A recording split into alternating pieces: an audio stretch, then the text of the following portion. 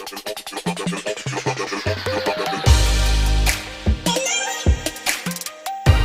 बच्चों, कैसे हैं आप लोग? Good morning to all of you. आज हम लोग जो स्टार्ट करने वाले हैं वो क्लास 11th का अगला लेक्चर लेके आने वाले हैं, some basic concepts of chemistry chapter first. और आज का जो टॉपिक होने वाला है वो होने वाला है लॉज ऑफ केमिकल कॉम्बिनेशंस के ऊपर। सो बहुत इंपॉर्टेंट है, ठीक है। एकेडमिक लेवल के हिसाब से बहुत इंपॉर्टेंट चीज़ें यहाँ से आती हैं और कुछ कोशिश करेंगे कुछ नई चीज़ें देने की, ठीक है। तो आइए स्टार्ट करते हैं लॉ ऑफ केमिकल कॉम्बिनेशन। सबसे पहले बात करते हैं लॉ ऑफ केमिकल कॉम्बिनेशन, यानी कि रासायनिक संयोग के नियम या संयोजन के नियम जिन्हें हम हिंदी में बोलते हैं, ठीक है। तो हिंदी में हम लोग लिख सकते हैं रासायनिक संयोग के नियम। तो रासायनिक संयोग के नियम कौन कौन से हैं अपने पास? सबसे पहले नियमों को लिखते हैं और फिर उसके ऊपर बात करते हैं। चलिए, सो राइट डाउन। फर्स्ट, पहला जो अपने पास लॉ यहां से आएगा, law of conservation of mass. Law of conservation of मास, ठीक है। चलिए फिर इसके दूसरी बात करते हैं और इसको हम बोलते हैं द्रव्यमान संरक्षण का नियम, ठीक है। पहला नियम समझ में आ गया, हिंदी में क्या बोलते हैं? द्रव्यमान संरक्षण का नियम। Second, law of constant proportion. बहुत सारे बच्चों को कमेंट आ रहा था यार सर हिंदी में, तो कोई बात नहीं, हिंदी में भी लिखते हैं। स्थिर अनुपात का नियम क्या बोलते हैं? दूसरा लॉ कौन सा होगा? स्थिर अनुपात का नियम, जिसको हम क्या बोल देते हैं? लॉ ऑफ कांस्टेंट प्रोपोर्शन या फिर लॉ ऑफ डेफिनेट प्रोपोर्शन में हम इसको बोलते हैं। तीसरा जो लॉ यहाँ से आने वाला है वो है अपने पास law of multiple proportion. Multiple proportion, जिसको हिंदी में बोलते हैं गुणित अनुपात का नियम। अब जो अगला हम लॉ लिखने वाले हैं वो बेसिकली एनसीईआरटी के अंदर नहीं है, ठीक है, बट अपने को पढ़ना है तो हम लोग लिखेंगे law of reciprocal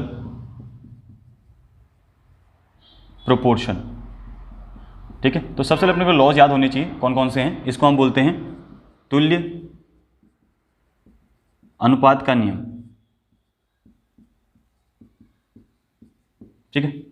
and the last next one is fifth, last नहीं फिफ्थ,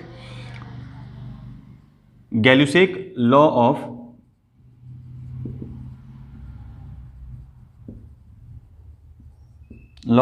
गैसियस वॉल्यूम, ठीक है।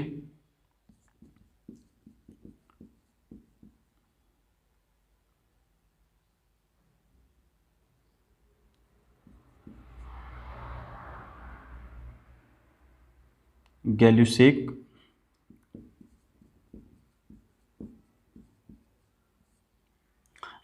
या गैल्यूसेक, जैसे भी आप हिंदी में लिखते हैं उसको प्रॉपर कर लेना। गैल्यूसेक का गैस आयतन संबंधी नियम,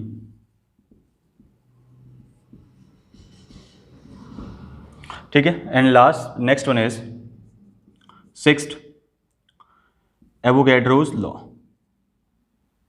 एवोगैड्रोज लॉ, ठीक है, अवोगाद्रो का नियम। तो ये थे अपने पास कुछ लॉज।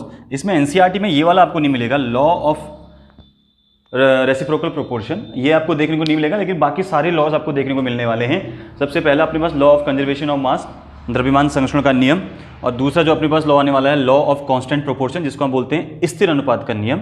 तीसरा होने वाला है law of multiple proportion, that means गुणित अनुपात का नियम था। लॉ ऑफ रेसिप्रोकल प्रोपोर्शन, तुल्य अनुपात का नियम। Next law Gay Lussac law of gaseous volume, Gay Lussac का गैस आयतन संबंधी नियम। और लास्ट होने वाला है एवोगैड्रोस लॉ, अवोगाद्रो का नियम।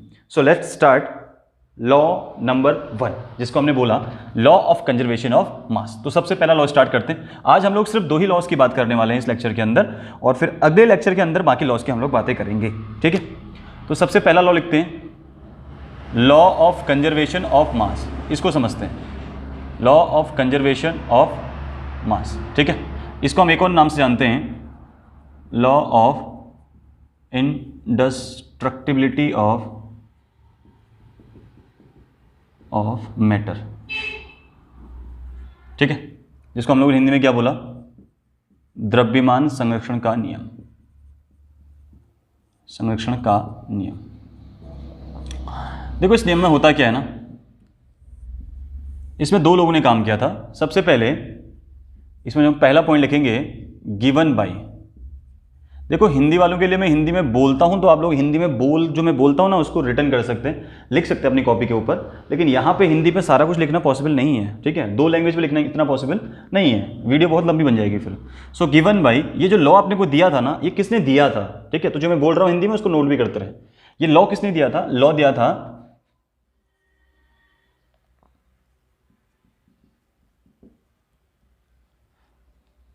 (1789).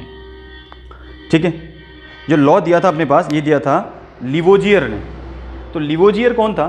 ठीक है, तो लिवोजियर जो था अपने पास, लिवोजियर जो अपने पास था, ये एक मॉडर्न फादर ऑफ केमिस्ट्री बोल सकते हैं।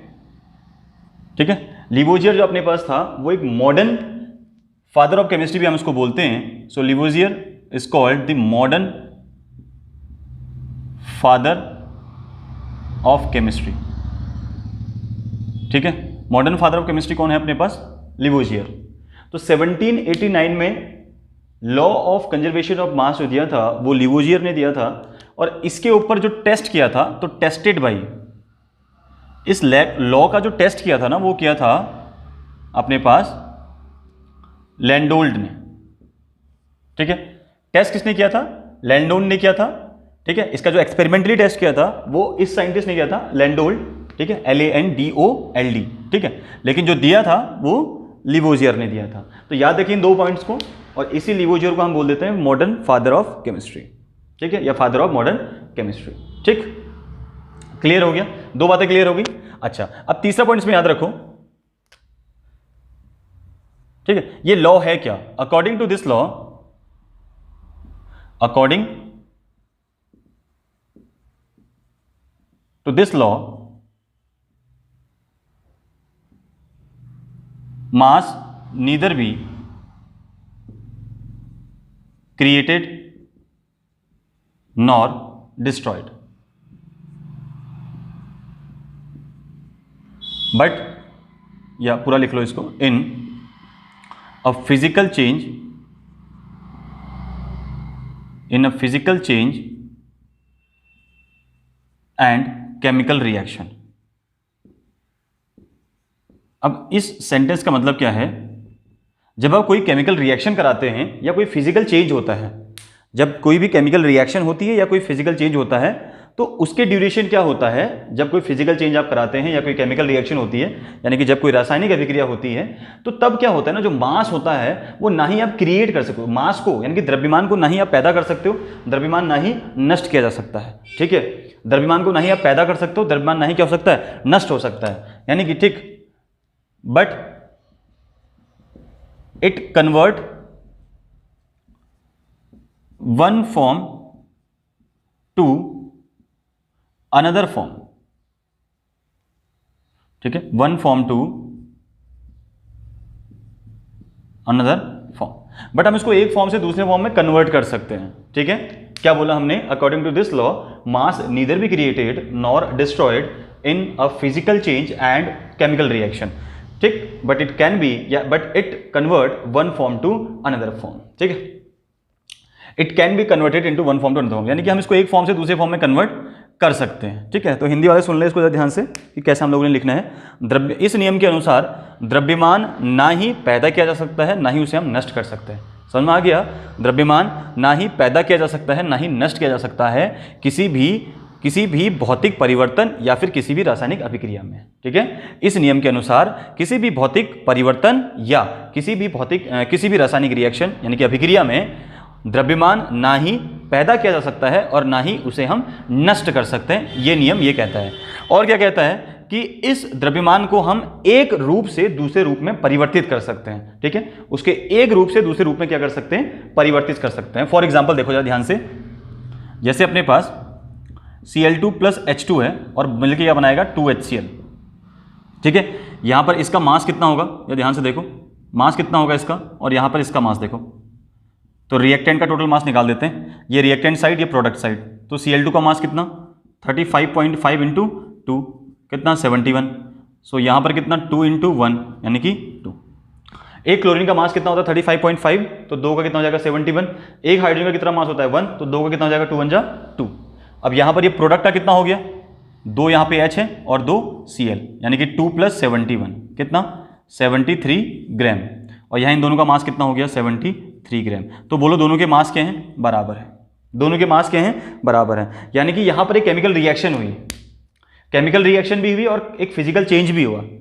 तो जब केमिकल रिएक्शन और फिजिकल चेंज हुआ तो इन दोनों के मास में कोई अंतर आया, नहीं आया, मास रिमेनिंग सेम, यानी कि एक फॉर्म से दूसरे फॉर्म में आप कन्वर्ट कर सकते हैं, लेकिन मास में कोई अंतर नहीं आएगा, ठीक है। मास को इसलिए आप ना ही पैदा कर सकते हो ना ही आप उसको नष्ट कर सकते हो, भाई सिर्फ कन्वर्ट किया जा सकता है मास को बस, ठीक है। तो हम मास को सिर्फ एक फॉर्म से दूसरे फॉर्म में क्या कर सकते हैं, कन्वर्ट कर सकते हैं, ठीक है। तो ये था अपने पास पहला स्टेटमेंट। दूसरा स्टेटमेंट क्या बोलता है इसका, next, total mass of reactant is equal total mass of product. Clear हो गया, यानी कि जो मास ऑफ प्रोडक्ट रिएक्टेंट होगा ना बेटा, टोटल जो मास होगा रिएक्टेंट का वो प्रोडक्ट के मास के इक्वल होना चाहिए। ये लॉ यही बोलता है भाई, फर्स्ट लॉ जो बोलता है वो बोलता है कि जो अभिकारकों का कुल मास होगा, कुल द्रव्यमान होगा, ठीक है, अभिकारकों का कुल द्रव्यमान, अभिकारकों का द्रव्यमान बराबर उत्पादों का द्रव्यमान, दोनों का द्रव्यमान बराबर होना चाहिए, जितना अभिकारक का होगा उतना ही उत्पादों का भी होना चाहिए। जैसे अगर मैं यहां पर फिर से वो एग्जांपल ले लेता हूं, H2 plus Cl2 it gives 2HCl, तो ये क्या हो गया अपने पास रिएक्टेंट, ठीक है, और ये क्या हो गया बच्चों प्रोडक्ट। तो अब ये क्या बोल रहे हैं कि जितना इसका मास होगा रिएक्टेंट का उतना प्रोडक्ट का भी होना चाहिए। चलो रिएक्टेंट में कौन कौन है, 2 हाइड्रोजन है, तो 2 हाइड्रोजन कितना 2 इंटू 1 बराबर 2, और क्लोरीन कितनी है 2 क्लोरीन है, तो एक क्लोरीन का होता है 35.5 इंटू 2 इक्वल कितना, इसको उल्टा कर लो 1 इंटू 2 कर लो, ठीक है। तो एक हाइड्रोजन का कितना 1, तो 2 का कितना 2 1 जा 2, तो एक क्लोरीन का कितना 35.5, तो 2 का कितना 71। अब इनको दोनों को ऐड करो तो कितना आया 73 ग्राम। तो अब मुझे ये बताओ टोटल रिएक्टेंट का मास कितना आया, टोटल रिएक्टेंट का मास आया 73 ग्राम। अब यहाँ देखो 2 हाइड्रोजन 2 क्लोरीन, तो यहाँ भी कितना आएगा 73 ग्राम। तो ये क्या बोल रहा है कि mass of reactant is equal to mass of product. तो दूसरा पॉइंट का यही, नेक्स्ट पॉइंट का यही बोलता है कि भैया जो टोटल मास ऑफ रिएक्टेंट होगा किसके इक्वल होगा, मास ऑफ प्रोडक्ट के इक्वल होगा। बात क्लियर। अच्छा सपोज करो next point, mass of reactant, ठीक है। अगर सपोज करो रिएक्शन कंप्लीट नहीं हुई है, मतलब मैंने ए और बी को रिएक्ट करवाया तो रिएक्शन कंप्लीट नहीं हुई, तो अगर रिएक्शन कंप्लीट नहीं हुई तो हम क्या बोलेंगे, मास ऑफ रिएक्टेंट बराबर मास of product plus mass of unreacted reactant, यानी कि जो रिएक्टेंट अभी रिएक्ट नहीं किया है उसका मास और प्लस प्रोडक्ट का मास बराबर रिएक्टेंट का मास हो जाएगा, ठीक है। अनरिएक्टेड रिएक्टेंट का जो मास होगा, सपोज करो हमने ए प्लस बी की रिएक्शन कराई, ए बी बना, ठीक है, लेकिन कंप्लीट ए बी में कन्वर्ट नहीं हुआ है अभी, यानी कि ए और बी की रिएक्शन कंप्लीट नहीं हुई है, अभी रिएक्शन कंप्लीट नहीं हुई है, थोड़ी बहुत कंप्लीट हुई है रिएक्शन, ठीक है। यानी कि रिएक्शन, यानी कि ए और बी जो प्रोडक्ट रिएक्टेंट आपको दिख रहे हैं इनका प्रोडक्ट में कन्वर्जन कंप्लीट नहीं हुआ, तो कितना कन्वर्जन हुआ, सपोज 50% कन्वर्ट हो गया, तो जो अनरिएक्टेड रिएक्टेंट होगा, यानी कि जो रिएक्ट अभी प्रोडक्ट के अंदर कन्वर्ट नहीं हुआ है, तो उसका जो मास होगा एंड प्लस जितना प्रोडक्ट में कन्वर्जन हो चुका है उसका जो मास होगा वो इक्वल होगा इन रिएक्टेंट के मास के इक्वल। तो तीसरा पॉइंट इसने एक और बोला था कि mass of reactant is equal mass of product plus mass of unreacted reactant, अगर रिएक्शन कंप्लीट नहीं हुई है, इस केस की बात कर रहे हैं, ठीक है। चलिए, तो ये था अपने पास द्रव्यमान संरक्षण का नियम, यानी कि लॉ ऑफ कंजर्वेशन ऑफ मास। अब थोड़ा सा इसका और एक और पॉइंट आगे बढ़ाते हैं, नेक्स्ट लिखते हैं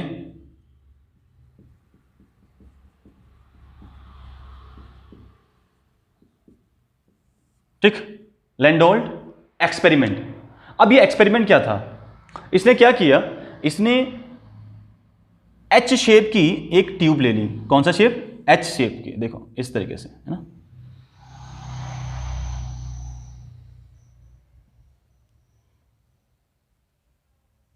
इस तरीके की एक ट्यूब ले ली, ठीक, और किया क्या इसने, देखो ध्यान से,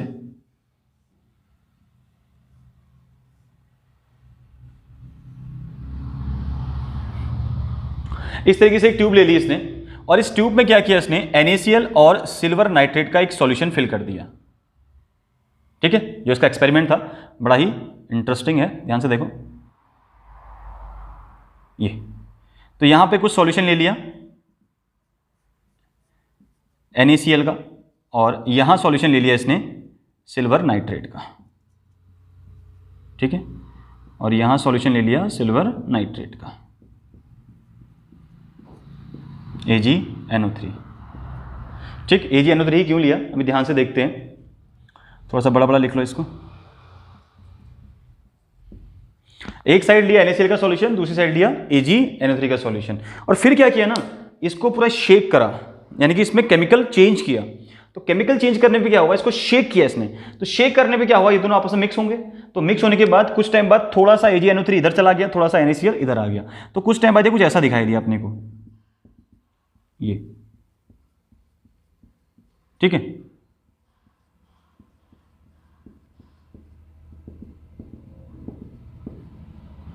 कुछ AgNO3 इधर आ गया और कुछ NaCl उधर चला गया, ठीक हो गया, इतनी बात समझ में आ गई।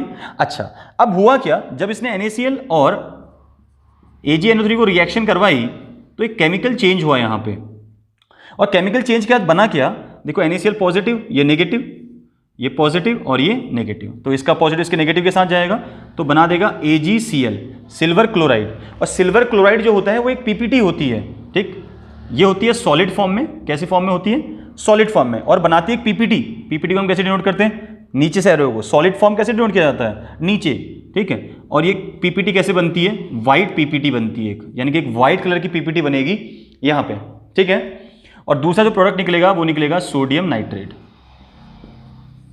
क्लियर हो गया, बात समझ में आई। क्या दिखा अपने को लास्ट में, कंक्लूजन क्या निकल के आया, रिजल्ट क्या निकल के आया, सॉलिड व्हाइट PPT अपने को मिली AgCl के फॉर्म में, यानी कि AgCl अपने को एक सॉलिड फॉर्म में मिला जो कि अपने को व्हाइट PPT के फॉर्म में मिलता है, ठीक है, जिसको हम बोलते हैं सफेद अवक्षेप। सफेद PPT को क्या बोलते हैं बच्चे, अवक्षेप। क्लियर हो गया, बात समझ में आई। तो उसने क्या किया ना, कुछ ऐसे टेस्ट किए जिसमें अपने को कुछ कलर दिखाई देते, मतलब उसने ऐसे कंपोनेंट्स को लिया आपस में, ऐसे दो कंपाउंड्स को लिया जो रिएक्शन के बाद या तो कोई कलर दे रहे थे या फिर वो कोई अवक्षेप बना रहे थे, कोई PPT बना रहे थे। तो ऐसे ही कंपाउंड्स को उसने रिएक्शन में टेस्ट या एक्सपेरिमेंट में आपने लिया था। तो NaCl के साथ AgNO3 लिया, ऐसे हम लोग पोटेशियम आयोडाइड के साथ ले सकते हैं, ठीक है। तो पोटेशियम आयोडाइड की रिएक्शन क्या सर, सिर्फ इन दो को ले सकते हैं, नहीं नहीं, और भी बहुत सारे हैं। आप पोटेशियम आयोडाइड के साथ लेड नाइट्रेट को ले सकते हैं, ठीक है। देखते हैं दूसरी रिएक्शन इसकी, पहली रिएक्शन समझ में आई, चलो दूसरी रिएक्शन देखो। पोटेशियम आयोडाइड को लेड नाइट्रेट के साथ ले लो, तो यहां पे क्या बनेगा, इधर दो ले लो तो PbI2 बन जाएगा, PbI2 और प्लस यहां से बन जाएगा K2NO3 का होल ट्वाइस, ठीक है, K2NO3 का होल ट्वाइस। तो ये क्या बना अपने पास, जो PbI2 बना है ये येलो कलर की PPT बन गई, क्योंकि जो आयोडाइड्स के क्रिस्टल होते हैं ना वो येलो कलर के होते हैं। तो ये क्या बना अपने पास, येलो कलर PPT, तो ये येलो कलर की PPT बन गई अपने पास। तो उसने ऐसे दो कंपाउंड्स लिए जो या तो क्या कर रहे थे, अवक्षेप दे रहे थे, कोई PPT बना रहे थे, या फिर कोई कलर चेंज वहां पे शो हो रहा था, ठीक है, कोई कलर चेंज शो हो रहा था, ठीक। तो इससे इसने प्रूव किया कि जो रिएक्शंस होती है ना, जो मतलब कोई केमिकली चेंज जब होता है या कोई केमिकल रिएक्शन होती है, तो वहां पर जो मासेस होते हैं वो इक्वल होते हैं। Mass of reactant side and mass of product side both are equal. बात क्लियर होगी, ठीक है। यानी कि जब किसी कंपाउंड में, या जब किसी कंपाउंड को आप किसी केमिकल रिएक्शन में भेजते हैं, या जब टेक पार्ट करता है, या फिर कोई केमिकली चेंज वहां पे होता है, तो उनके मासेस में कोई डिफरेंस नहीं आता, लेकिन उनकी प्रॉपर्टीज क्या हो गई, देखो चेंज हो गई। सफेद कलर का अवक्षेप बनाया, PPT बन गई यहां पर एक, तो हमने क्या बोला कि यहाँ पर मास चेंज नहीं होगा, mass remaining as usual same, but आप उसको एक फॉर्म से दूसरे फॉर्म में कन्वर्ट कर सकते हो, एक फॉर्म से दूसरे फॉर्म में कन्वर्ट किया जा सकता है। तो ये था इसका एक्सपेरिमेंट। अब कौन कौन से ऐसे अपने पास कंपाउंड होते हैं जो पीपीटी देते हैं और व्हाइट कलर की देते हैं और येलो कलर की देते हैं? तो कुछ अपने पास जैसे लेड सल्फेट हो गया, PbSO4 हो गया, ठीक है, कैल्शियम सल्फेट हो गया, ठीक है, और अपने पास बेरियम सल्फेट हो गया। तो ये जितने भी सल्फेट्स हैं ये सब कैसे होते हैं? व्हाइट पीपीटी देते हैं। ये सब कैसी पीपीटी देते हैं? व्हाइट पीपीटी, सफेद अवक्षेप जो बनाते हैं, सफेद अवक्षेप। अच्छा, आपको पीपीटी का मतलब पता है? पीपीटी क्या होती है? हैं? प्रैक्टिकल किए हो कभी? नहीं किए हो? तो पीपीटी होता है बेटा जो लास्ट में बच जाता है उसको पीपीटी बोलते हैं। जो सॉलिड फॉर्म में कोई चीज़ बच जाती है ना, this is called the PPT. जैसे मैंने क्या किया, मैंने यहाँ पर एक बर्नर लिया, ठीक है, और यहाँ से मैंने एक होल्डर ले लिया और इसमें मैंने इस होल्डर में क्या किया, एक रिबन ले लिया। किसका रिबन ले लिया? मैग्नीशियम का रिबन ले लिया। तो क्या होता था क्लास 10th के अंदर, ध्यान दो, हम लोग मैग्नीशियम रिबन को जलाते थे, ठीक है, किसकी प्रेजेंस पे? ऑक्सीजन की प्रेजेंस पे, एयर की प्रेजेंस पे। तो क्या बनता था? Mg+O2, मैग्नीशियम ऑक्साइड बनता था। तो ये जो मैग्नीशियम ऑक्साइड है, ठीक है, यहाँ से जलता था, जलने के बाद यहाँ नीचे गिरता था, इसी को हम क्या बोलते थे? अवक्षेप बोलते थे। जो बच गया लास्ट में, जो सॉलिड फॉर्म में बच गया अपने पास, उसी को हमने क्या बोल दिया? अवक्षेप बोल दिया। आप घर में आग जलाते हो तो आग जलाने के बाद क्या होता है? लास्ट में कोयला बच जाता है, राख बच जाती है, वो सब क्या है? उसका अवक्षेप, यानी कि पीपीटी। अवक्षेप का मतलब जो बचा हुआ हिस्सा हो गया, उसको हमने अवक्षेप बोल दिया, ठीक है, जो सॉलिड फॉर्म में बचा हुआ हिस्सा है। अच्छा, कौन कौन से ऐसे हैं, कौन कौन से ऐसे क्लोराइड्स हैं जो क्या करते हैं? अपने पास व्हाइट पीपीटी देते हैं। जैसे लेड क्लोराइड हो गया, और अपने पास बेरियम क्लोराइड हो गया, अपने पास HgCl2। तो ये सारे क्या हो गए अपने पास? क्लोराइड जो हैं ये व्हाइट पीपीटी देते हैं, ठीक है। ये भी कैसे देती हैं? व्हाइट पीपीटी देती है। जितने भी अपने पास क्लोराइड्स हैं वो सारी की सारी क्या करती हैं? व्हाइट पीपीटी देती हैं, ठीक है। Hg2Cl2 कर दो इसको। तो बेरियम क्लोराइड हो गया अपने पास, और मर्क्यूरी क्लोराइड हो गया अपने पास, और लेड क्लोराइड हो गया, सब क्या करते हैं? अपने पास व्हाइट पीपीटी देते हैं। अच्छा, येलो कौन कौन से देंगे? येलो में आपका सबसे पहले आता है सिल्वर ब्रोमाइड AgBr, और दूसरा आता है AgI, और अगला नेक्स्ट आता है PbI2। हमने लिखा था तो एक PbI2 भी लिख देते हैं। तो these are the yellow PPT. ये कैसी पीपीटी देंगे? येलो पीपीटी, क्योंकि तीनों में देखो ब्रोमाइड भी येलो होता है। ब्रोमाइड जो बेसिकली होता है ना, ब्रोमाइड आयन जो होता है, ब्रोमाइड आयन जो होता है बेसिकली पेल येलो कलर का होता है। पेल येलो कैसा कलर देता है? पेल येलो, ठीक है। आयोडाइड जो होता है वो डार्क येलो देता है। आयोडाइड कैसा होता है? ऑलमोस्ट डार्क येलो होता है, ठीक है। आप इसको पढ़ोगे क्लास 12th के अंदर, 11th के अंदर भी। तो आयोडाइड तो जो होता है अपने पास वो डार्क येलो कलर का होता है, लेकिन जो ब्रोमाइड होता है वो पेल येलो, थोड़ा सा हल्का लाइट येलो होता है, ठीक। तो this is the PPTs, different types of PPTs, white PPT and yellow PPT. यानी कि जो PbCl2 होगा, क्लोराइड हमेशा कैसा होता है? व्हाइट कलर का होता है। क्लोराइड के कैसे होते हैं? क्रिस्टल्स व्हाइट होते हैं, है ना। Cl कैसा होता है? व्हाइट पीपीटी देता है, यानी कि व्हाइट क्रिस्टल्स होती हैं व्हाइट कलर की। और जो ब्रोमाइड के साथ बनाएगा वो येलो देगा, जो आयोडाइड के साथ बनाएगा वो भी येलो देगा। बात क्लियर हो गई? बट डिफरेंस क्या है? ब्रोमाइड थोड़ा सा पेल येलो होता है और आयोडाइड कैसा होता है? थोड़ा सा डार्क येलो होता है, ठीक है। तो ये था अपने पास इसका एक्सपेरिमेंट। अब आगे बढ़ते हैं। क्या हम इसकी जगह कुछ और भी रिएक्शन ले सकते हैं? हमने 2 रिएक्शन तो ले ली। हमने पहली रिएक्शन कौन सी ली थी? लैंडोल्ट के एक्सपेरिमेंट में सबसे पहली रिएक्शन कौन सी ली थी? याद करो, NaCl प्लस AgNO3 लिया था। तो क्या बना था अपने पास? AgCl की व्हाइट पीपीटी बनी थी और प्लस NaNO3 बना था, ठीक है।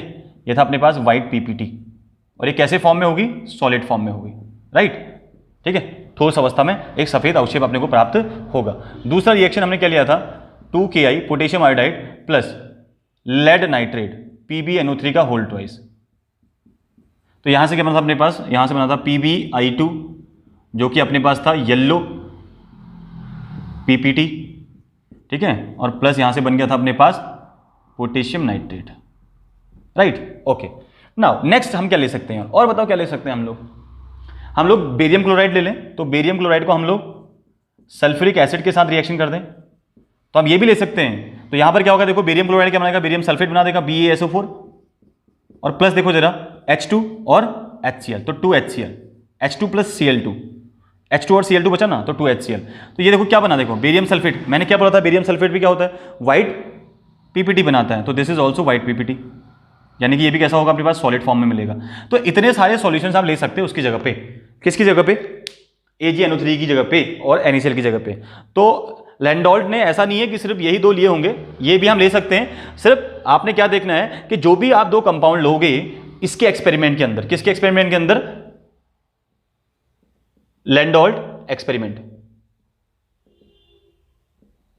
ठीक है। इसने एक्सपेरिमेंट में ये ही नहीं, वो ये भी ले सकता था, वो ये भी ले सकता था, यानी कि हम ये तीनों में से कुछ भी ले सकते हैं, क्योंकि यहां पर जो फिजिकल चेंज हो रहा है ना उसमें हमको एक पीपीटी मिल रहा है, या तो पीपीटी मिलना चाहिए या फिर कोई कलर चेंज होना चाहिए, दैट्स वाई, ठीक है। ये रीजन था अपने पास। चलिए नाउ नेक्स्ट इज, अब कुछ इसके न्यूमेरिकल देखते हैं। चलो क्वेश्चन कैसे बनेंगे बच्चे, यहां से क्वेश्चन कैसे बनेंगे।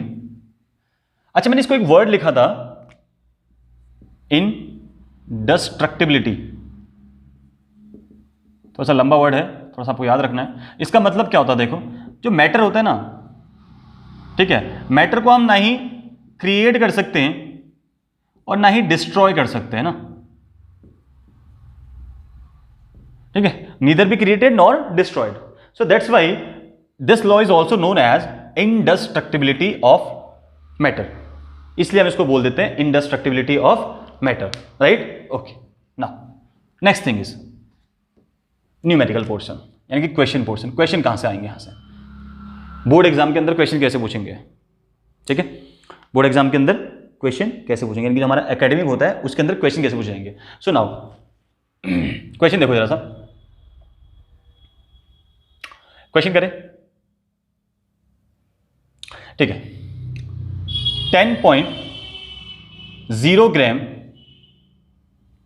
ऑफ CaCO3, इट मीन्स कि calcium carbonate on heating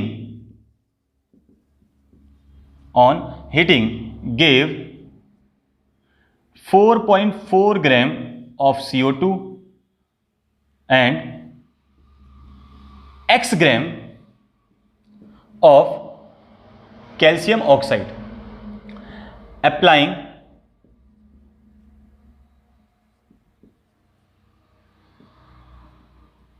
law of conservation of mass,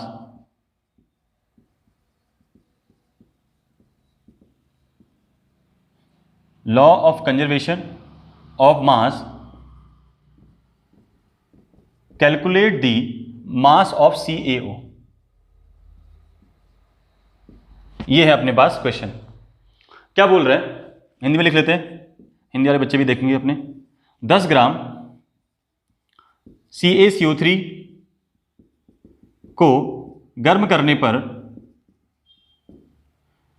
4.4 gram CO2 व X ग्राम CaO मिलता है, ठीक है। द्रव्यमान संरक्षण के अनुसार या द्रव्यमान संरक्षण का उपयोग कर CaO का द्रव्यमान ज्ञात कीजिए या ज्ञात करें। 10 ग्राम आपको CaCO3 दिया हुआ है, कैल्शियम कार्बोनेट दिया हुआ है आपको 10 ग्राम। इसको जब आप हीट करेंगे तो क्या बनेगा, वहां से कैल्शियम ऑक्साइड बनता है और प्लस कार्बन डाइऑक्साइड गैस बनती है। तो ध्यान से देखो, ये हमने 10th क्लास के अंदर पढ़ा होगा, जब भी हम मेटल कार्बोनेट को हीट करते हैं तो दिस इज मेटल कार्बोनेट, क्या बोलोगे इसको, metal carbonate.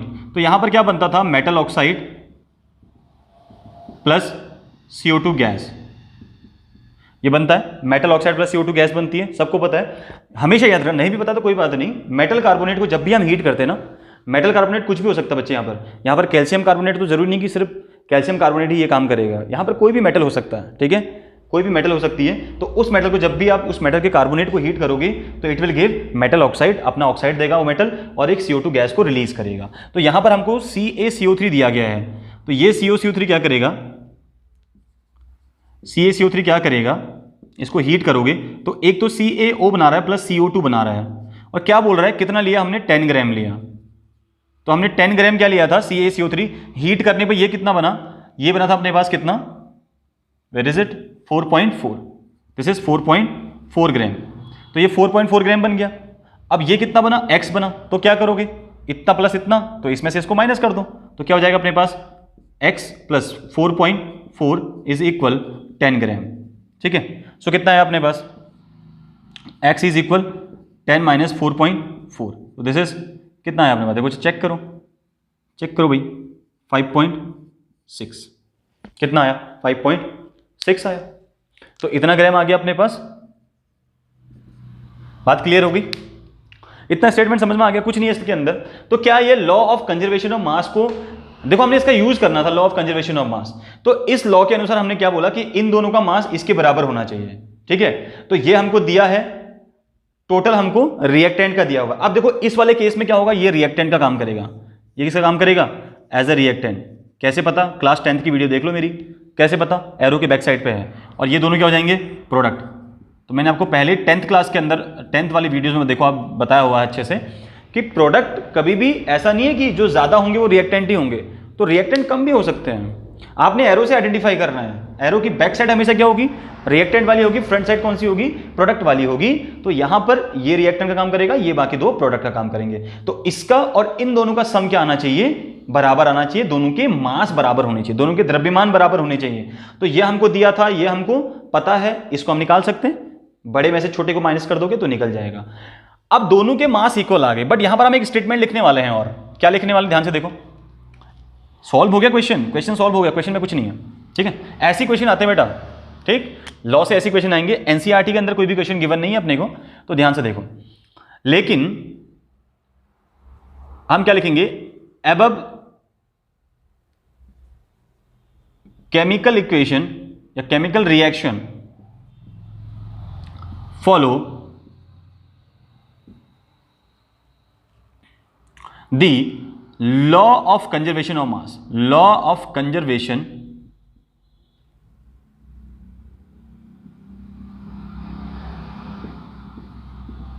of mass, but this chemical reaction not applying for या applicable for न्यूक्लियर रिएक्शन। यही तो बात सिखानी है। ये जो ऊपर हमने रिएक्शन करी अभी, ये जो हमने क्वेश्चन करा, ये क्वेश्चन न्यूक्लियर रिएक्शन के लिए एप्लीकेबल नहीं है। इसका मतलब क्या हुआ, ये न्यूक्लियर रिएक्शन के लिए एप्लीकेबल नहीं है, क्योंकि न्यूक्लियर रिएक्शन में क्या होता है ना, न्यूक्लियर रिएक्शन में कुछ ना कुछ मास जो होता है वो लूज होता है, मास इक्वल नहीं रहता हमेशा, मास कुछ एनर्जी में कन्वर्ट हो जाता है।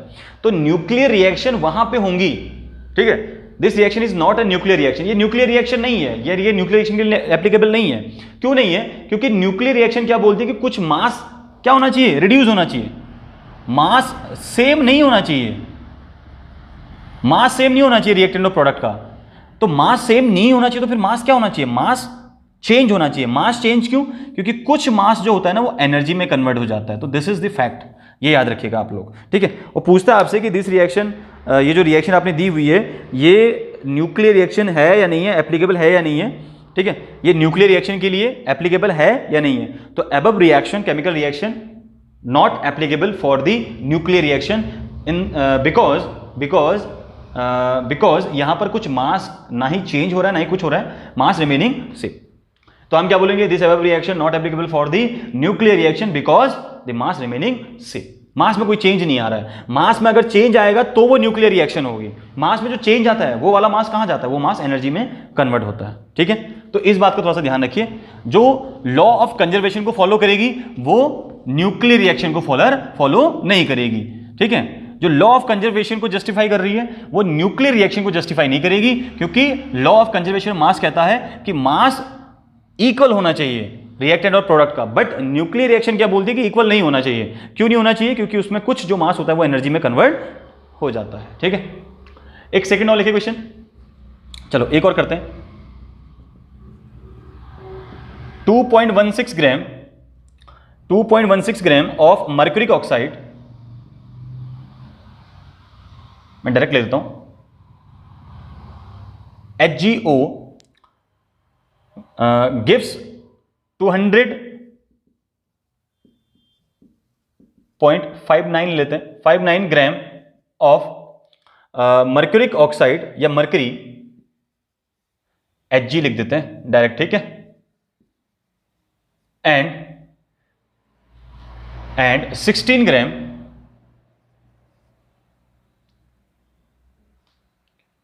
इसको एक काम करो 216.59 कर दो, ठीक है, and 16 gram of oxygen.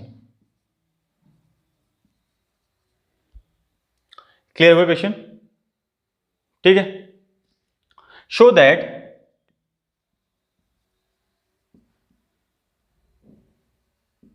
this reaction या ऐसे कर लो, so that it confirm the law of conservation of mass।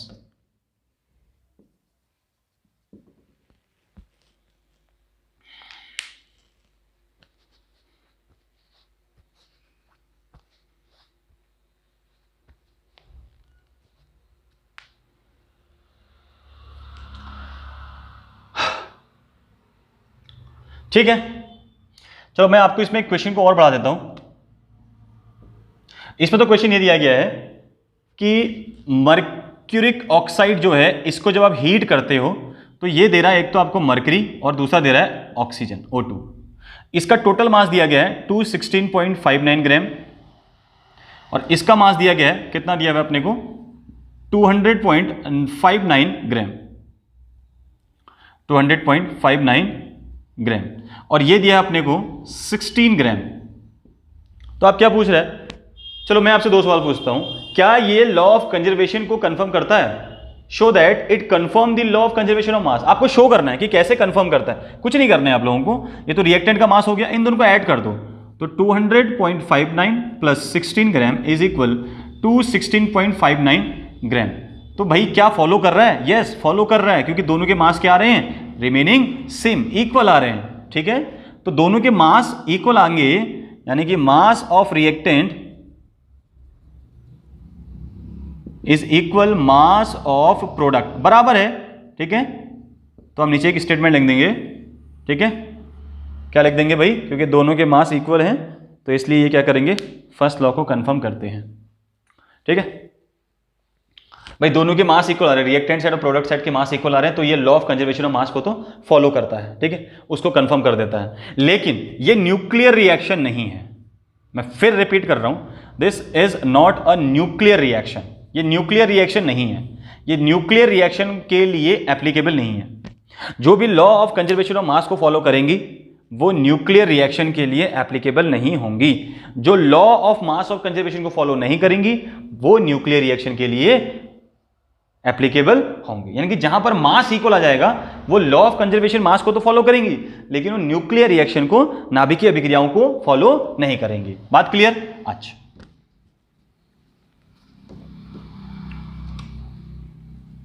तो ये था अपने पास पहला लॉ।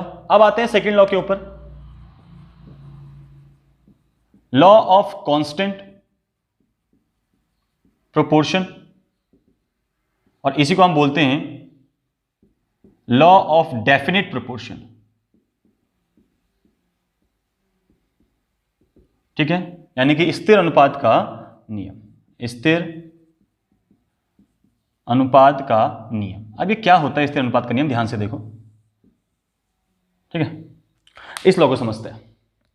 यह बोलता है कि कोई भी कंपाउंड आप कहीं से भी उसको, वो किसी भी सोर्सेस से आया हो, सपोज करो मैं आपको एक सिंपल सा एग्जांपल देता हूं, आप पानी का एग्जांपल ले लो। 5 दोस्त थे, तो एक दोस्त ने क्या किया, पानी टैप से निकाला। एक दोस्त पानी कहां से लेके आया, रिवर से लेके आया। एक दोस्त कहां से लेके आया, रेन वाटर लेके आया। ठीक है, मैं लिखता हूं यहां पे 5 दोस्त थे। उन 5 दोस्तों ने क्या किया, पहला दोस्त पानी कहां से लेके आया, वो वाटर लेके आया, रेन वाटर। वो कहां से लेके आया, रेन वाटर लेके आया। ठीक है, दूसरा दोस्त कहां से लेके आया, भाई टैप वाटर लेके आया। ठीक है, तीसरा दोस्त कहां से लेके आया, वो लेके आया सी वाटर। कौन सा वाटर लेके आया, सी वाटर। चौथा दोस्त क्या लेके आया, वो लेके आया गंगा वाटर, है ना, गंगा जल, गंगा वाटर बोल देते हैं, यानी कि गंगा से लेके आया। और पांचवा दोस्त कहां से लेके आया, हाउस वाटर। हाउस वाटर ने घर से लेके आया। तो ये 5 अलग अलग वाटर लेके आए, भाई पानी अलग अलग जगह से लेके आए। तो क्या पानी का फॉर्मूला हर जगह H2O होगा कि नहीं होगा? भाई हर जगह पानी का फॉर्मूला क्या होगा, H2O ही तो होगा। बोलो यस और नो, यस, यस और नो, यस। मतलब आप पानी कहीं से भी लेके आओ, पानी का सोर्स कुछ भी हो, पानी का सोर्स कुछ भी हो, पानी किसी भी सोर्स से आप लेके आओ, पानी को आप किसी भी सोर्स से ऑब्टेन करके आओ, लेकिन जो उनके कंपोनेंट्स का मास होगा, कंपोनेंट्स का मतलब जो घटक होंगे, घटक ऑक्सीजन और हाइड्रोजन, इसमें दो घटक हैं, कौन कौन से घटक हैं? Oxygen and hydrogen. तो इन सब में दो ही घटक होंगे, ठीक है, इसमें भी वही घटक, इसमें भी वही घटक। तो आप पानी को कहीं से भी लेके आओ, किसी भी सोर्स से लेके आओ, आप रेन वाटर लेके आओ, आप टैप वाटर लेके आओ, आप मार्केट से वाटर लेके आओ, आप घर से लेके आओ, तालाब से, पहाड़ से, कहीं से भी लेके आओ, तो जो आप पानी लेके आओगे ना, उस पानी में, उस पानी का एक तो फॉर्मूला सेम होगा, और दूसरा उस पानी में जो उसके कंपोनेंट्स होंगे उनका रेशियो भी क्या होगा? सेम होगा, बाय वेट। इन सब का वेट जो होगा वो बराबर होगा, रेशियो क्या होगा? वेट का बराबर होगा। बात समझ में आई कि नहीं आई? नहीं आई समझ में? पहली बात याद रखो कि स्थिर अनुपात का नियम यानी कि कांस्टेंट लॉ ऑफ प्रोपोर्शन ये कहता है कि आप किसी भी कंपाउंड को किसी भी सोर्स से लेके आओ, आप उनमें जो कंपोनेंट्स होंगे, जो भी कंपोनेंट्स होंगे, उनका जो रेशियो होगा वो कांस्टेंट होगा, या जो रेशियो होगा वो रिमेनिंग सेम होगा। यानी कि यहां से जो रेन वाटर आपने उठाया, यहां से ऑक्सीजन का उसमें रेशियो क्या होगा? 16, और ये कितना हो जाएगा अपने पास? 1, ठीक है। H2O होता है तो यहां पर 2 लिख लो आप, तो यानी कि 2 1 2 और 2 1 1 रेशियो 8 हो जाएगा। और यहां पर भी क्या होगा? 1 रेशियो 8, यहां भी 1 रेशियो 8, यहां भी 1 रेशियो 8, यहां भी 1 रेशियो 8। तो रिमेनिंग रेशियो क्या है? रिमेनिंग सेम, तो इसको भी हम 1 रेशियो 8 लिखेंगे, 1:8। तो भैया आप पानी को किसी भी सोर्स से उठा के लाओ, पानी को किसी भी सोर्स से निकाल के लाओ, उस पानी के अंदर जो कंपोनेंट्स का रेशियो बाय वेट होगा वो क्या होगा? इक्वल होगा। रेशियो बाय वेट क्या होगा? इक्वल होगा। बात समझ में आई? ठीक है, चलो, यानी कि आप वाटर को कहीं से भी उठा के लाओ, उस वाटर के अंदर जो कंपोनेंट्स होंगे हाइड्रोजन और ऑक्सीजन, उनका जो रेशियो होगा कंपोनेंट्स का, उन कंपोनेंट्स का यानी कि उन घटकों का जो अनुपात होगा वो क्या रहेगा? सदा एक समान रहेगा। ठीक है, लिखते हैं अ कंपाउंड। अच्छा, सबसे पहले गिवन बाय, किसने दिया था ये लॉ? देख लो, गिवन बाय, भाई लॉ किसका था? लॉ था अपने पास जोसेफ प्रुस्ट, ठीक है, और कब दिया था? 1799 में। ठीक, अब बोला क्या था इस लॉ के अंदर? A compound can be obtained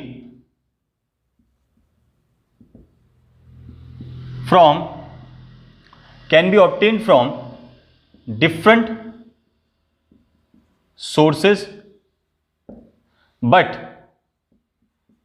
the ratio of each component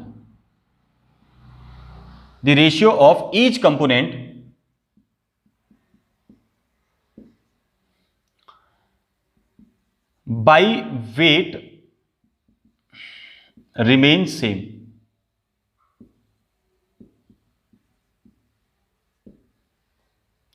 ठीक हो गया, remain same. It does not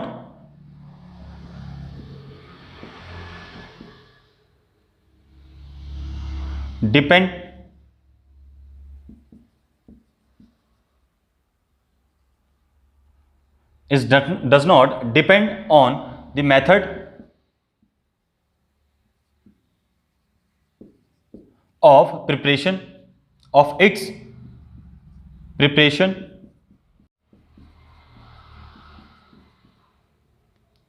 and or source from which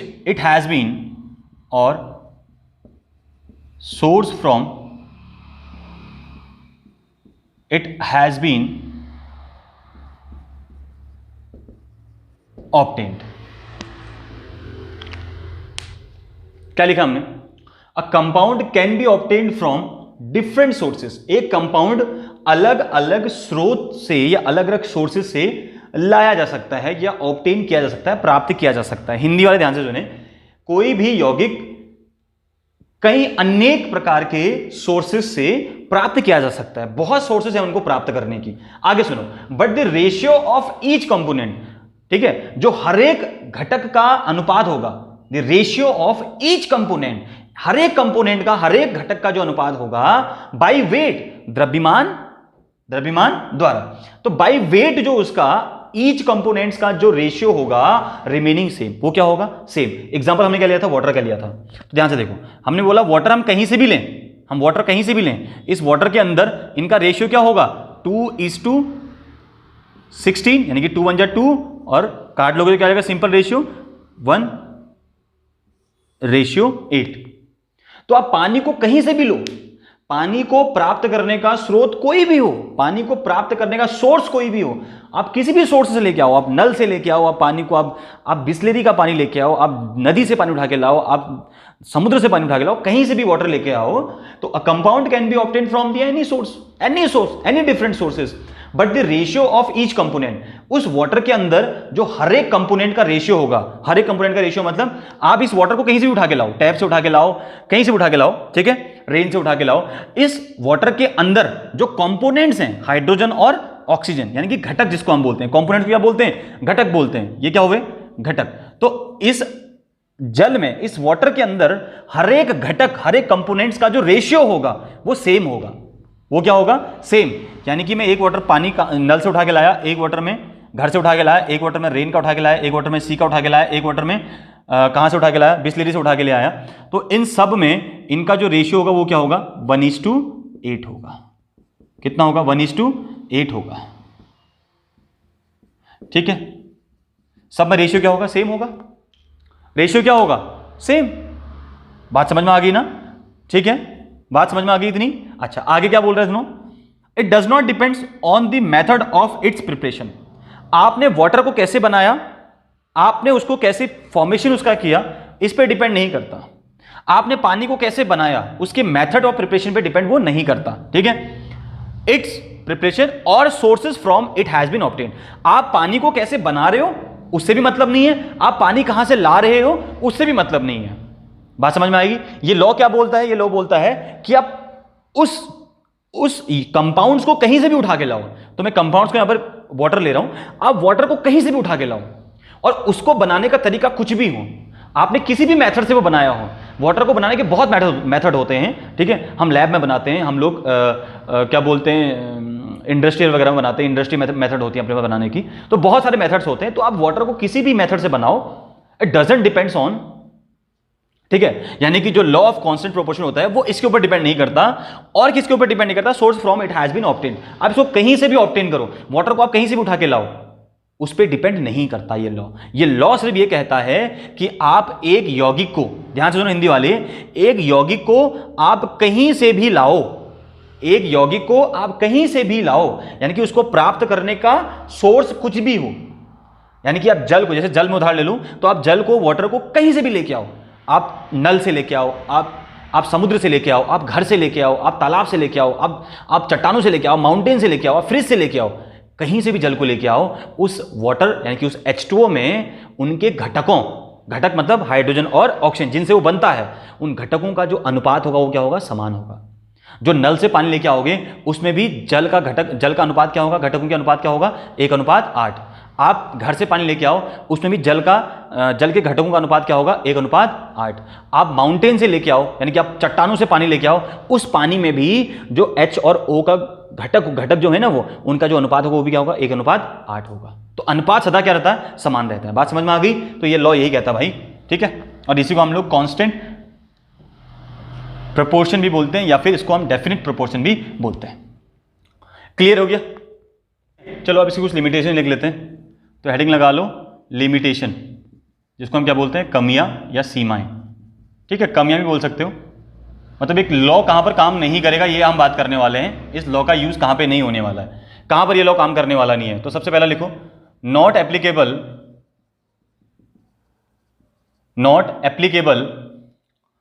if the compound formed from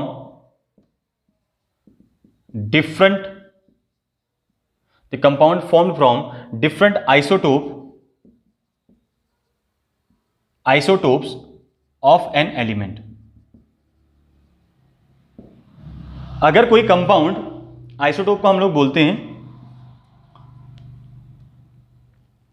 isotope क्या होते हैं अपने पास, जिनके एटॉमिक नंबर सेम होते हैं लेकिन मासेस क्या होते हैं, डिफरेंट डिफरेंट होते हैं, उनको हम आइसोटोप्स बोल देते हैं, ठीक है। Having the same atomic numbers but different different there masses, ठीक है।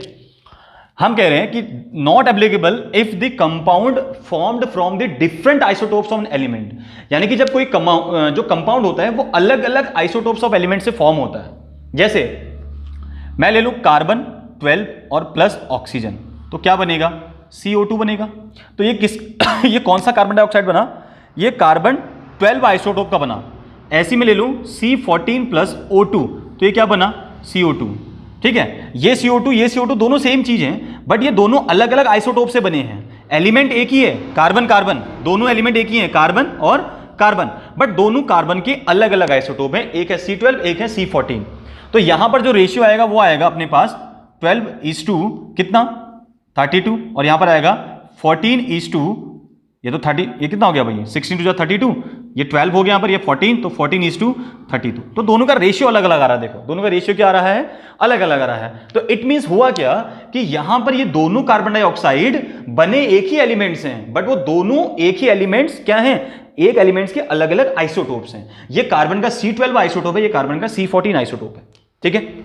यानी कि ये दोनों कार्बन ही हैं, कार्बन एलिमेंट ही हैं, लेकिन कार्बन एलिमेंट के अलग अलग आइसोटोप से अगर कोई कंपाउंड बन रहा है तो इट मींस एक ही एलिमेंट के आइसोटोप, अलग अलग आइसोटोप से अगर कोई सेम कंपाउंड बनता है तो उसके लिए ये लॉ एप्लीकेबल नहीं होगा। यहां पर ये लॉ एप्लीकेबल नहीं होगा क्योंकि दोनों का रेशियो क्या आ रहा है, देखो डिफरेंट डिफरेंट आ रहा है, ठीक है। जबकि ये लॉ क्या बोलता है कि रेशियो रिमेनिंग सेम, बट यहां पर रेशियो सेम नहीं आ रहा है। अब रेशियो सेम नहीं आने का रीजन क्या है, क्योंकि दोनों अलग अलग एलिमेंट, ये दोनों अलग अलग आइसोटोप्स के बने हुए हैं एक ही एलिमेंट के। तो एक तो है कार्बन C12 और एक है कार्बन का C14, तो है दोनों कार्बन के ही एलिमेंट, कार्बन के ही आइसोटोप्स हैं, लेकिन डिफरेंट डिफरेंट आइसोटोप्स हैं। तो हम लोग क्या बोलेंगे भाई, ये लॉ जो होता है ये सेम एलिमेंट्स के डिफरेंट आइसोटोप के लिए एप्लीकेबल नहीं होता है, सेम एलिमेंट्स के डिफरेंट आइसोटोप के लिए एप्लीकेबल नहीं होता है। बात क्लियर होगी, हटा दें। अच्छा, दूसरा क्या बोलता है, सेकंड देखो, सेकंड क्या बोलता है भाई, ये इसका जो सेकंड एप्लीकेबल है, या हम बोल सकते हैं सेकंड एप्लीकेबल, दूसरी जो कमी इसकी होगी, जो सबसे इंपॉर्टेंट में से एक है, जिसको हम मतलब एक टॉप वैरायटी दे सकते हैं कि भैया ये भी इसकी कमी हो सकती है, मतलब इसकी वजह से हम इस लॉ को यूज नहीं कर सकते हैं, ठीक है। मतलब जैसे कुछ कंपाउंड्स ऐसे होते हैं जो जिनका रेशियो सेम होता है, बट उनका कंपाउंड जो नेम होता है वो चेंज हो जाता है। मतलब मैं कहना क्या चाह रहा हूं, द एलिमेंट में कंबाइन, द एलिमेंट में combine in the same ratio, वो सेम रेशियो में कंबाइंड होते हैं, बट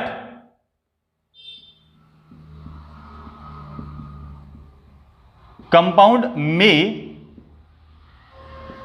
बी डिफरेंट। जब कोई कंपाउंड सेम रेशियो में बनते हैं, द एलिमेंट में combine in the same ratio but compound में बी डिफरेंट। जब कोई कंपाउंड सेम रेशियो में फॉर्म होता है, जैसे अपने पास C2H5OH ये ले लो, और दूसरा ले लो CH3OCH3, देखो कितने कार्बन, 2 कार्बन, कितनी हाइड्रोजन, 6 हाइड्रोजन, और कितने ऑक्सीजन, 1 ऑक्सीजन। यहां पे यही तो है सीन, और यहां पे देखो कितनी कार्बन, 2 कार्बन, ठीक है, कितना हाइड्रोजन, 3 3 6 हाइड्रोजन, कितना ऑक्सीजन, 1 ऑक्सीजन। तो दोनों का मास क्या होगा, रिमेनिंग सेम। द एलिमेंट में combine in the same ratio, दोनों का रेशियो क्या होगा, सेम होगा, बट कंपाउंड क्या है, देखो दोनों अलग अलग हैं। ये अल्कोहल है, ये क्या होता है, अल्कोहल, और ये अपने पास क्या है, CH3OCH3, इसको हम बोलते हैं ईथर। तो जब रेशियो सेम हो लेकिन कंपाउंड के नेम चेंज हो जाएं, तो तब भी ये लॉ एप्लीकेबल नहीं होगा, तब भी ये लॉ उनके लिए भी काम नहीं करता है। लॉ ऑफ कांस्टेंट प्रोपोर्शन के 2 सबसे इंपॉर्टेंट लिमिटेशन है, एक तो जब डिफरेंट डिफरेंट आइसोटोप्स के सेम कंपाउंड बनते हैं तो उसके लिए भी एप्लीकेबल नहीं होता, और जब दूसरा क्या होता है कि जब दोनों के रेशियो सेम होते हैं, यानी कि सेम रेशियो में जब कोई 2 कंबाइंड होते हैं बट उनके नेम अलग अलग हो जाते हैं, ठीक है, बट कंपाउंड डिफरेंट डिफरेंट होते हैं, दोनों में रेशियो सेम है बट कंपाउंड डिफरेंट है, तो ऐसे के लिए भी, या ऐसे कंपाउंड्स के लिए भी ये लॉ एप्लीकेबल नहीं होता है। बात क्लियर हो गई, ठीक। नहीं हुई तो कमेंट सेक्शन में बता देना, हम लोग क्लियर करवा देंगे। चलो अब इसके लिए एक क्वेश्चन देखते हैं, इसमें एक ही हम क्वेश्चन करेंगे कर पाएंगे, ठीक है, क्योंकि टाइम बहुत ज़्यादा हो गया है। चलो लेट्स स्टार्ट, क्वेश्चन देखते हैं। वेट, क्वेश्चन बहुत लेंदी है।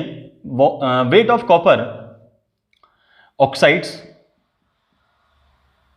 वेट ऑफ कॉपर ऑक्साइड्स, चलो मैं कॉपर ही लिख देता हूं, आप लोग कंफ्यूज ना करो। Weight of copper oxide obtained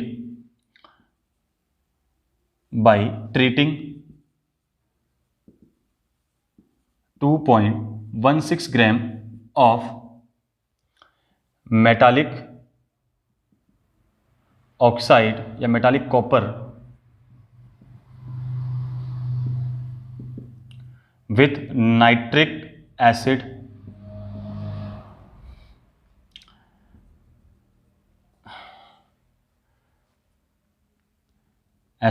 was 2.70 gram. मैं थोड़ा क्वेश्चन को सॉर्ट करता हूं, ठीक है। In another experiment,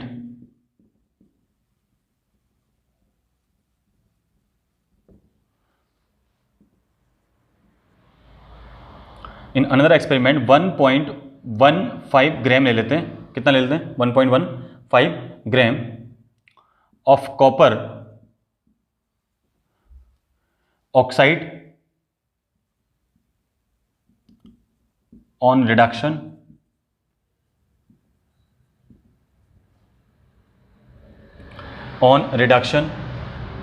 yield 0.92 gram बचेगा अपने पास। तो 0.92 ग्राम ऑफ कॉपर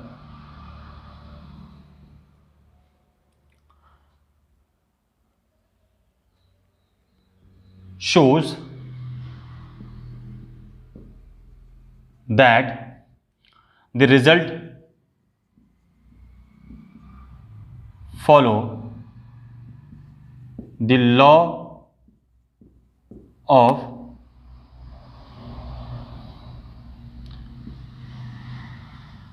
definite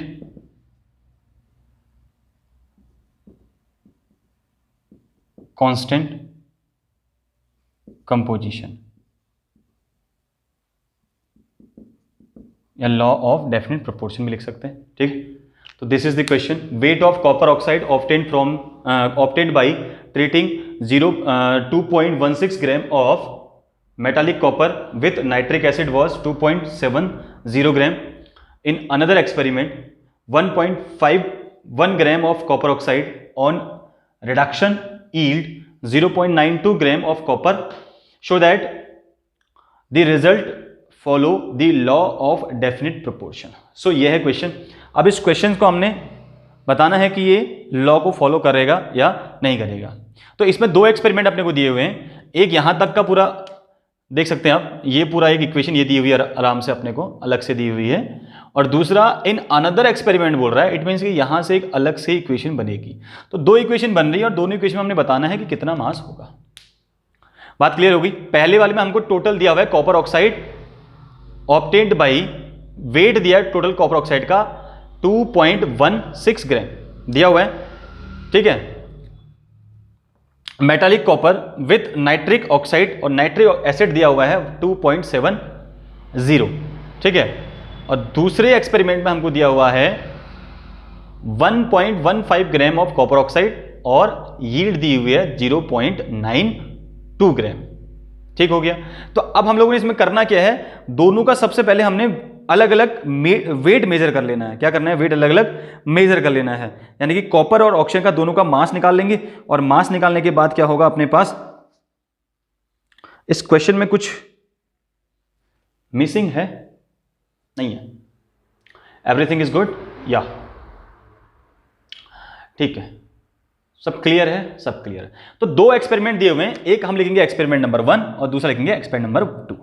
तो एक्सपेरिमेंट नंबर 1 इधर हम सॉल्व करेंगे और एक्सपेरिमेंट नंबर 2, दोनों में रेशियो क्या आना चाहिए? सेम आना चाहिए, ठीक है। क्वेश्चन समझ में आ गया?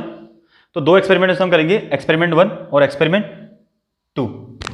अब ध्यान से देखो, अब क्या करा जाए। यहां से सबसे पहले हम एक्सपेरिमेंट 1 में देखते हैं कि टोटल वेट ऑफ कॉपर कितना हमको दिया है, वेट ऑफ कॉपर कितना दिया, ध्यान से देखो। पहले एक्सपेरिमेंट में वेट ऑफ कॉपर दिया होगा आपको, देखो यहां 2.70 ग्राम दिया हुआ है। दूसरा देखो वेट ऑफ कॉपर ऑक्साइड कितना दिया हुआ है, सॉरी वेट ऑफ कॉपर दिया हुआ है 2.16। वेट ऑफ कॉपर ऑक्साइड दिया हुआ है 2 weight of CuO, copper oxide को हम क्या बोलेंगे CuO, कितना दिया बच्चे 2.70 ग्राम। तो कॉपर ऑक्साइड का वेट पता है, कॉपर का वेट पता है, तो ऑक्सीजन का वेट निकाल सकते हैं। तो वेट ऑफ ऑक्सीजन क्या हो जाएगा, वेट ऑफ ऑक्सीजन हो जाएगा 2.70 माइनस 2.16 बराबर कितना आ जाएगा अपने पास, यह आ जाएगा 0.54 ग्राम। तो यहां से हमने ऑक्सीजन का वेट निकाल दिया, कॉपर ऑक्साइड का वेट हमें पता है, कॉपर का वेट पता है। सेम यही सेकंड एक्सपेरिमेंट में करेंगे हम लोग। तो सबसे पहले हम लोग वेट क्या दिया अपने को, वेट ऑफ कॉपर ऑक्साइड कितना दिया हुआ है, देखो ध्यान से देखो, वेट ऑफ कॉपर ऑक्साइड दिया 1.15, वेट ऑफ CuO 1.15 ग्राम। देखो दो एक्सपेरिमेंट दिए हुए हैं, एक अलग से क्वेश्चन में दिया हुआ है, एक नीचे से अलग से दिख रहा है आपको एक्सपेरिमेंट। दूसरा हम क्या निकालेंगे यहां से, वेट ऑफ जो गिवन है वो देख लो, वेट ऑफ कॉपर गिवन है कितना है 0. कहां गया, ये है वेट ऑफ कॉपर कितना दिया 0.92। So weight of copper is equal 0.92 gram. क्या निकालोगे वेट ऑफ ऑक्सीजन, तो weight of oxygen is equal कितना आ जाएगा 1.15 माइनस 0.92, तो अप्रॉक्स 0.23 ग्राम के इक्वल आ जाएगा। ठीक है, अब निकालते हैं कॉपर और ऑक्सीजन का रेशियो। तो यहां से कॉपर ऑक्सीजन का रेशियो क्या निकलेगा, copper is to oxygen, copper का कितना है अपने पास 2.70 और ये कितना है 0.54, दोनों को डिवाइड कर लो 0.54 से, 0.54 से, ठीक है, दोनों को ऑक्सीजन के मास से डिवाइड कर लो, तो ये रेशियो आएगा, ये कटेगा करीबन 4 टाइम 4 टाइम और ये जाएगा करीबन 1 टाइम, तो ये आ जाएगा 4:1, क्या आ जाएगा 4:1, ठीक है। यहाँ भी यही रेशियो आना चाहिए, तो कॉपर इज टू ऑक्सीजन का क्या आ जाएगा ratio 1.15 divided by is to कितना 0.23, तो यहाँ से भी ऑक्सीजन से डिवाइड कर लो 0.23, तो इसको भी काटोगे तो कितना आएगा इसको काटोगे तो 4 के करीबन आएगा और ये 1, तो कितना आएगा 4:1। तो दोनों के रेशियो क्या आ रहे हैं, इक्वल आ रहे हैं। आप लोग काट के देख लेना, दोनों के रेशियो क्या आएंगे, सेम ही आएंगे। तो दोनों के रेशियो सेम आ रहे, इट मीन्स कि ये कांस्टेंट प्रोपोर्शन को फॉलो कर रहा है। तो आज के इस लेक्चर के अंदर सिर्फ 2 ही चीज़ें थी, 2 ही लॉज हम लोग लेके आए थे, law of conservation of mass and law of definite proportion. ठीक है, इसके न्यूमेरिकल टच कीजिए, इस पर क्वेश्चन कीजिए, एनसीईआरटी में से क्वेश्चन है नहीं, और बाकी इसकी लिमिटेशंस, इसके कुछ और पॉइंट्स को याद रखिए। मिलते हैं एक अगली वीडियो के साथ कुछ और लॉज के साथ, तब तक के लिए जय हिंद।